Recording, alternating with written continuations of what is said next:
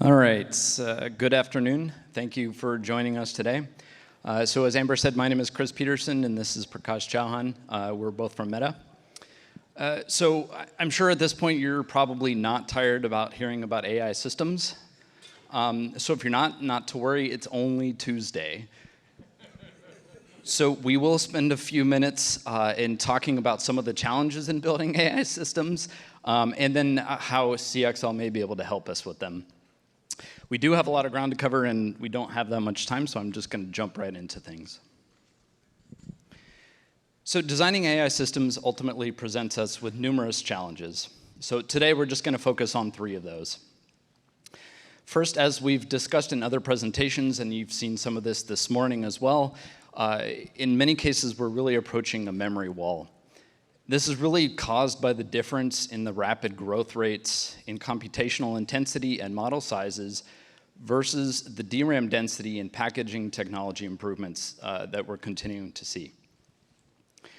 We're able to keep pace with the compute requirements, at least to some degree, but memory capacity and memory bandwidth are not scaling fast enough, especially in the context of on-package memory such as HBM.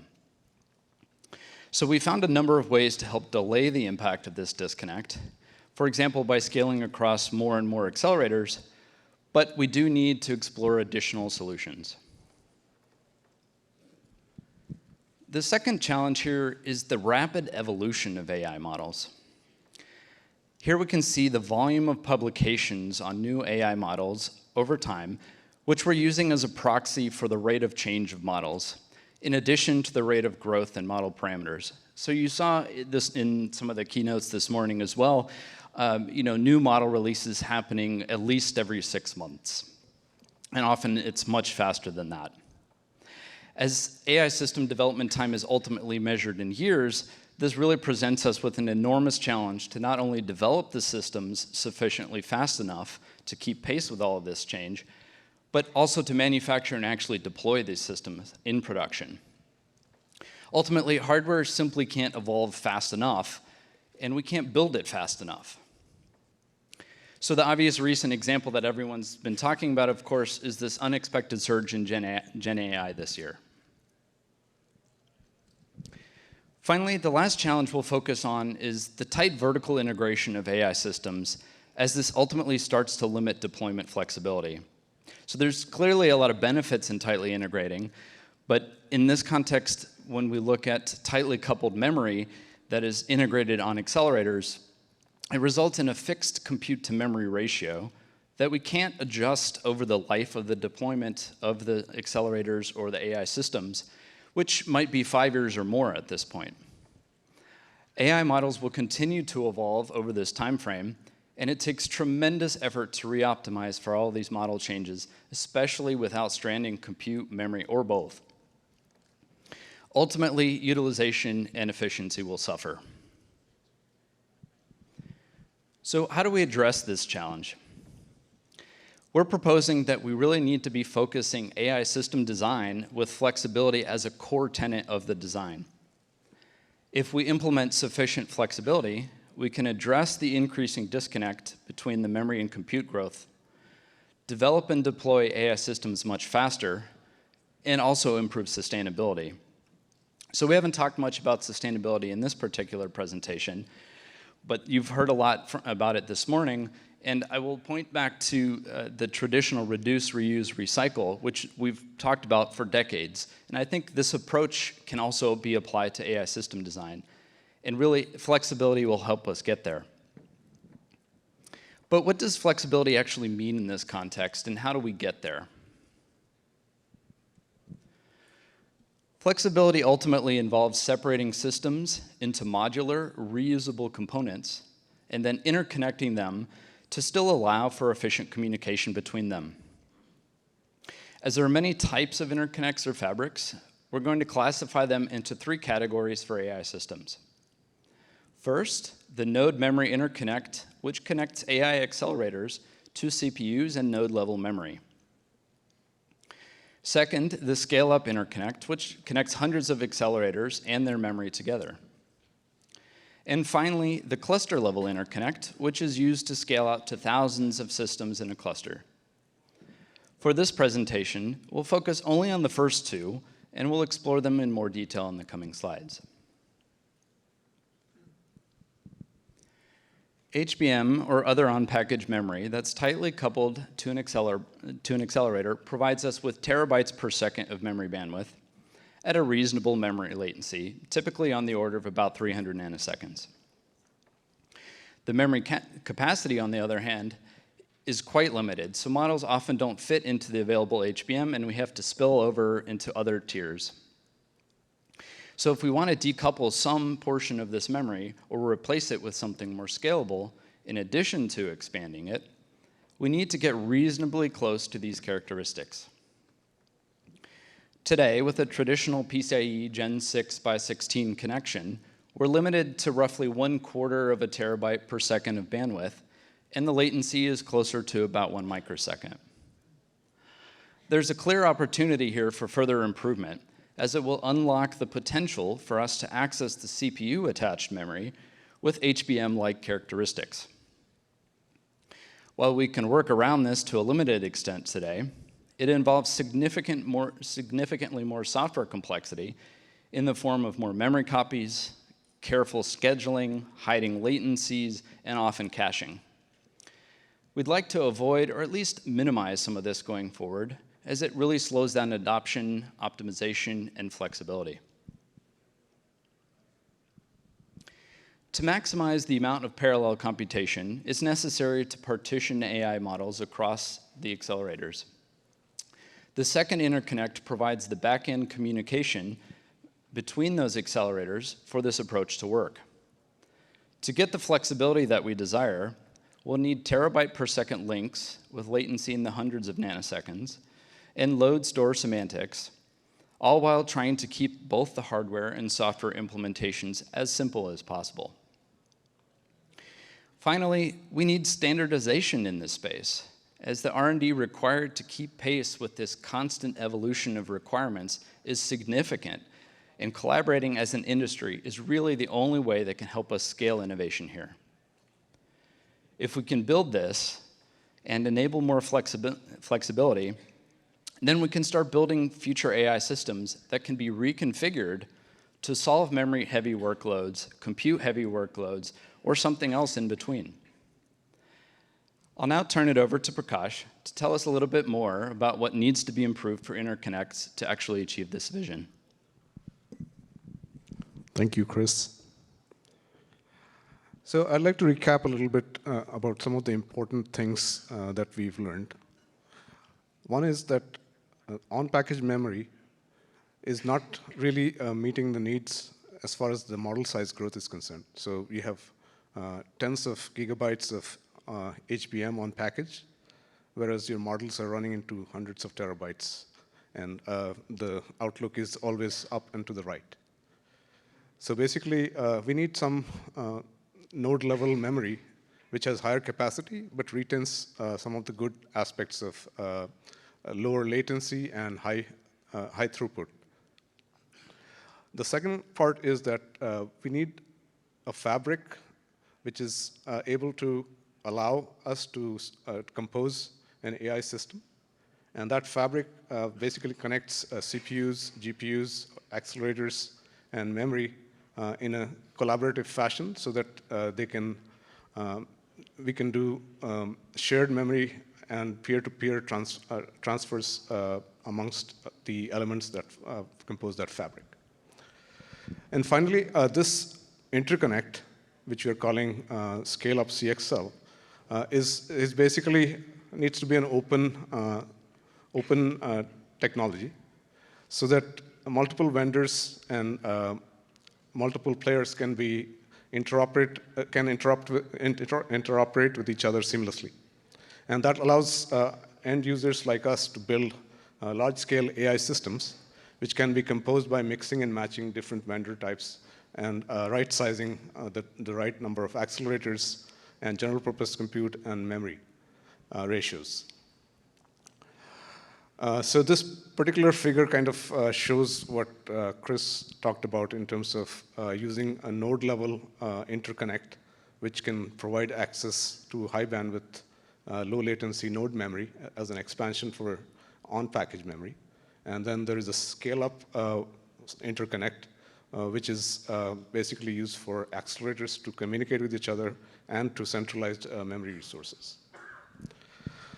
And we believe that CXL is the right solution here because it's an open standard. And with CXL 3.0, many of these capabilities that are listed here were supported. For example, at the node level, we can do low latency and high bandwidth transfers directly to CXL memory or to CPU attached memory. And the load store semantics available are very useful in that regard. And for the scale-up interconnect level, CXL 3.0 allows us to scale to up to 4K nodes and supports peer-to-peer transfers, hardware-based coherence with shared memory, and attaching capacity memory with GFAM devices. So CXL seems like a good fit on the face of it as a fabric for AI. However, there is one major impediment. So this chart kind of shows the comparative bandwidth of a stack of HBM versus 16 lanes of Ethernet and 16 lanes of PCI Express. And looking at it, we can see that HBM is of the order of a terabyte per second, and PCIe is down there at like around 256 gigabits per second. So CXL, which relies on PCI Express PHYs, in the 2026 timeframe, is very far away from what we need in order to have a scalable fabric with CXL. And in addition, CXL currently is not an optically enabled standard, and that makes it difficult to scale systems with reach across multiple racks. So here we have kind of listed out some improvements that we can make to CXL to make it an AI-capable fabric. And I've broken this up into like what we need at the scale-up level and at the node level. So at the scale-up level, as we said, we need lots of ports at high data rates.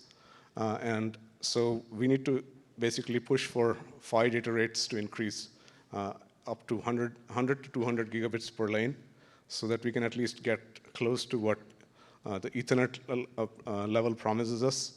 And it's not 1 terabyte per second, but still close to it. At the link layer, we need to support natively optical interconnects with near and co-packaged optics. And that means that not only we have to be basically aware of the channel characteristics that optics provides, and the standard should have the right FEC, CRC, and retry scheme to deal with the kind of errors you see on optical links, instead of leaving it to the user. The third part is at the protocol level, we want to have new features like symmetric memory access so that accelerators can actually access other accelerators' memory.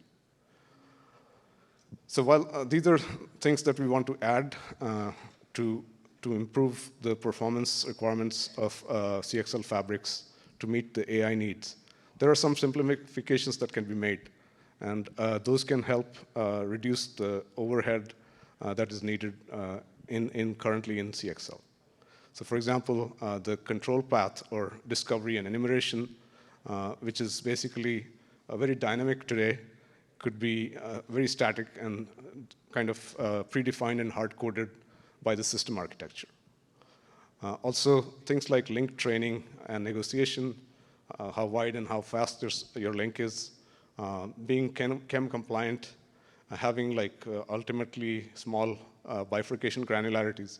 These are important for general purpose compute to connect to general purpose devices, but may not make much sense for an AI fabric kind of thing. So we can relax some things to get the real features that we need. At the node local level, we know that the CPUs will have to support the backward compatibility features. So we would like to increase bandwidth by actually having link aggregation capabilities go to larger than by 16, maybe by 32 or by 64 kind of virtual lanes, so that we can get the aggregate bandwidth from that. And we also need to increase the data rate here as quickly as possible, but clearly that doesn't need to be as fast as what we have to do on the scale-up kind of fabric. So finally, a call to action for folks that are passionate about getting an open AI interconnect solution. Please join the OCP Composable Memory Systems work groups and the CXL consortium discussions to drive the requirements for the AI-specific use cases. I would also highly recommend people in the CXL space to kind of join the effort in developing kernel drivers, memory management tools, and data center telemetry and other tools, fault management, and contribute to those in the open source ecosystem. And finally, it's very important that as we build out these gigawatt-sized clusters, that we keep our focus on sustainability and figure out like how much stuff is going to waste because we didn't design it so that it could be flexible and modular. And that's it. And hope that we will have a lot of folks contribute to this effort.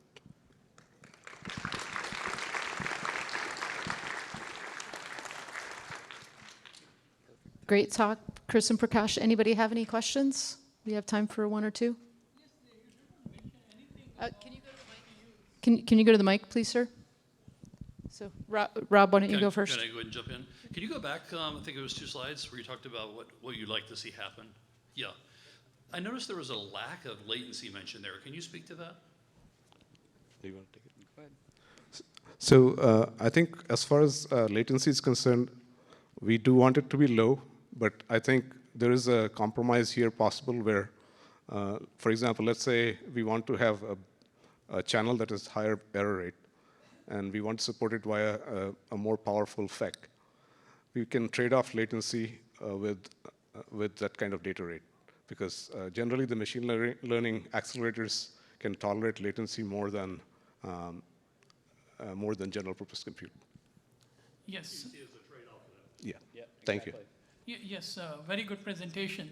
I was just wondering, like, you haven't talked about GPU, but if you just distill it out, GPUs in an AI environment are pretty much used like an accelerator, accelerating vector operations and matrix operations. So I was wondering, like, do you think the relevancy of a GPU, because it's programmable, will be lessened? Because your whole presentation was all focused on AI accelerators. So either you're using GPU and AI accelerator interchangeably. So give us some sense, where do you see the world is 2 years from now? Thank you. Sure. So yeah, we're using AI accelerators as a generic term, right? You can say GPU, XPU, TPU, accelerator, whatever, right? The point is you have some special purpose compute engines out there that run AI functions of some kind, right? How you implement it is up to you. Last question. Hi, this is Nilesh from 0 Point Technologies.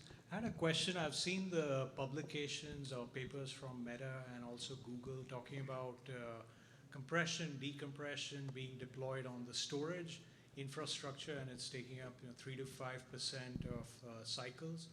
When we talk about scalable memory systems, do you see compression and decompression being relevant or required in the memory space as it is in the storage space? It's a pretty broad question, so I'm going to answer it in the context of AI systems. So in general, a lot of the AI data isn't particularly compressible because it's already been trimmed down as much as possible. So I don't think in the context of AI systems there's a whole lot of opportunity. I think maybe in general purpose systems that's a different situation, right? It's really going to be data dependent more than anything else. Thanks so much, Chris and Prakash. Next up, we have Charles from